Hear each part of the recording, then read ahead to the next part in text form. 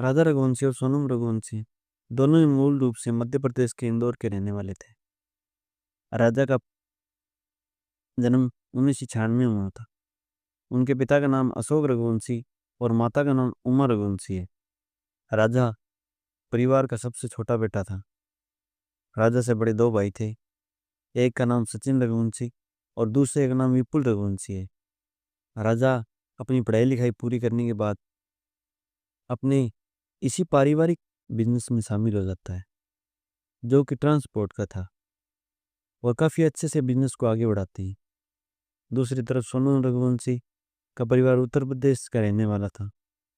सोनम रघुवंशी के पिता देवी सिंह रघुवंशी रोजगार की तलाश में उत्तर प्रदेश छोड़कर इंदौर चले आते हैं।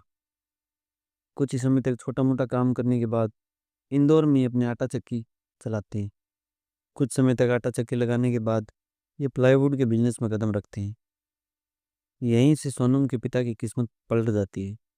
प्लाईवुड के बिजनेस में दिन दुगनी रात चौगुनी तरक्की होती है और देखते ही देखते इन लोगों का बिजनेस मध्य प्रदेश के अलावा गुजरात समेत कई राज्यों में फैल जाता है। परिवार की गिनती करोड़पति परिवार में होने लगती है। सोनम के परिवार में उसके अलावा इसका भाई गोविंद भी है। सोनम पढ़ाई लिखाई में एवरेज स्टूडेंट थी। 2 बार में 10th पास करती है। बड़ी मुश्किल से 12th की डिग्री हासिल कर पाती है।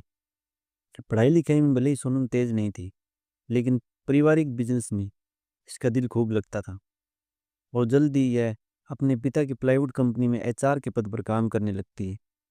सोनम और राजा रघुवंशी दोनों का परिवार आर्थिक रूप से काफ़ी अमीर था।